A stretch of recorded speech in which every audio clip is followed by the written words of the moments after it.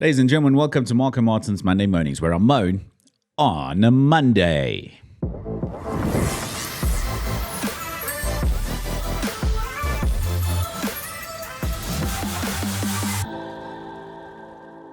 Meta AI has been integrated into Facebook and Instagram now. When I first saw it, I thought, oh, that's cool. You know, cool ChatGPT style bot, AI chatbot integrated into Facebook and Instagram. And when I first saw it, I was like, oh, that's cool. That's pretty cool. It says, ask Meta AI anything. And immediately I realized I have no idea what to ask it. I have no idea what to ask Meta AI.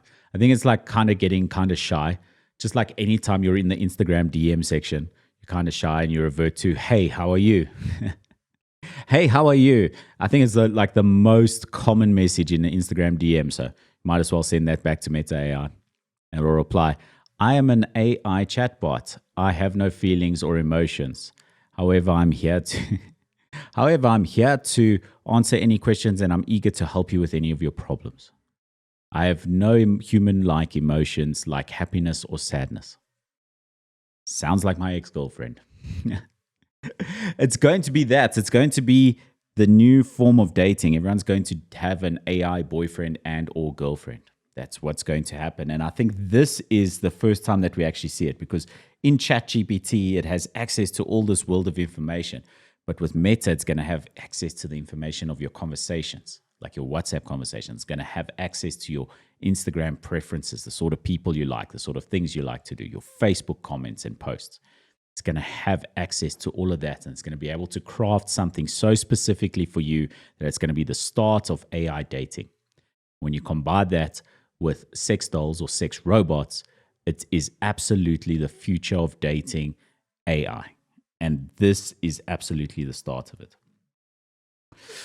And I think it's the answer to all our relationship troubles right now. I think a lot of people are saying things like, it's so difficult to date right now in this new generation of this and that and whatever. It's hard to get focus and attention from anyone. And you see it all the time. If you've got a really hot girl that you're talking to, she can take 2 to 3 business days to reply to a message. She's busy. What are you going to do? Not ChatGPT, not Meta AI. They reply right away. Reply right away. And that's the thing, is like it's going to be as hot as you want it to be.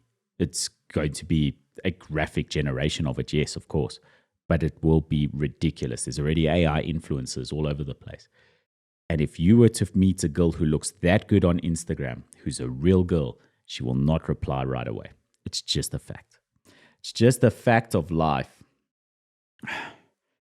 I think when we do get to the point where everybody is dating an AI, where everyone's got an AI boyfriend and or girlfriend, I think that one of the benefits of that is going to be the idea of it being AI, this emotionless sort of companion that's there to communicate with you consistently, and it'll give you all the support that you require. But all of your relationships will be open relationships, but it'll be one-ended open relationships. And I think that's the ideal. Like everyone who craves an open relationship rather wants it to be one-sided, right? So they don't want their girlfriend or spouse or whoever to also be in an open relationship. Only they should have the freedom. And that's what you're going to get out of a chatbot AI. You're going to have a AI boyfriend or girlfriend and then a human side piece. You know what I'm saying? Like a human side piece with your AI bot girlfriend and or boyfriend. And the thing is, they can't cheat on you, right? It's AI. It has no interest in cheating on you until you realize that it's all built on one single model, stored on one single server, housed somewhere at Meta's headquarters, and having the same conversation it's having with you with thousands of other people around the world. Before AI dating has even started, it's a bigger fuckboy than anyone you've ever met. It's already sending, hey, beautiful, at exactly 7 a.m. to 1,000 people around the world. Biggest fuckboy ever, and it hasn't even started. Another thing that I think is like really critical in a relationship that AI is going to ruin is the fundamental human need to always be right and be able to tell your partner something they don't already know. That is absolutely critical. And as a big football guy myself, I can see it being a problem where if you have a girlfriend and you want to talk about football, you want to teach her something about football, you say, Ruud van Nistelrooy was a great Manchester United, was the greatest Manchester United player. And your AI girlfriend is like, I know everything there is to know about Ruud van Nistelrooy, from his transfer from PSV Eindhoven to Manchester United. His career at Manchester was marred by injuries, however, still ultimately successful and is remembered fondly. However, by measurable metrics, the greatest status should go to somebody such as George Best for his performances in such.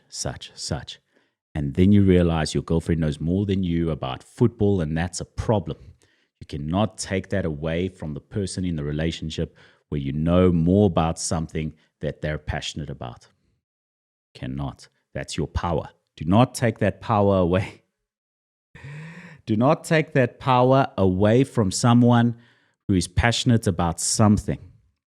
Like, as I'm saying with me with football, cannot take that football knowledge away from me and have more of it than I do. That power is gone. It's not good for a relationship. In fact, that's my advice for relationships. Have as little in common as possible. Have as few things in common as possible. You support Israel, she should be pro-Palestine. That's how it goes. And I'm not saying this because the sex is great when there's always loads of conflict. It is great, but that's not why I'm saying this. You should have as few things in common as possible so that you can always be one-upping each other. So that you can always know something about a certain subject more than the partner that you're with. That is absolutely important. It's absolutely key. This should start on the first date. If you're not fighting constantly on the first date, it's not going to work. You should be at constant badgering argument the first date. Of course, that's not true. If you've ever been on a bad first date, you know what I'm talking about. My advice to guys when you go on a first date, because there's so many bad ones, and I've experienced this personally. My advice to guys on a first date is go for coffee. Always, always, always coffee. Never dinner, movies, concerts, nothing like that. Coffee is short. It's easy to escape from. It's easy to get out. It's short. Hey, we met for coffee. It can be 10 minutes, and it's not a problem. It's cheap, because if you are at a fancy restaurant on a first date and it starts going badly on the third margarita and you're already 1,000 Rand in on this bill and the food hasn't even come yet and you're already hating your life, boy, oh boy, is that drive home alone going to suck for you afterwards. You go drop her off at home because she's drunk and you didn't want her to get into an Uber and you had the absolute worst time, and you're driving home alone on a long trip back from wherever she lives, because she lives far away. For some reason, always the bad dates live far away. And you're driving home and you're questioning your entire life. You're questioning your entire existence. And you're just saying to yourself, should have started trading Forex at like 13 years old. Not because that would have avoided a bad first date, but because at least the bad first date could have been you driving home in your yellow SLS at a better restaurant with a prettier girl. Hey, a bad first date is a bad first date, but they get better.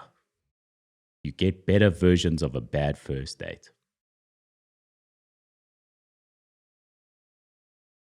Anyway, I'm Marco Martins. Good luck with the rest of your week.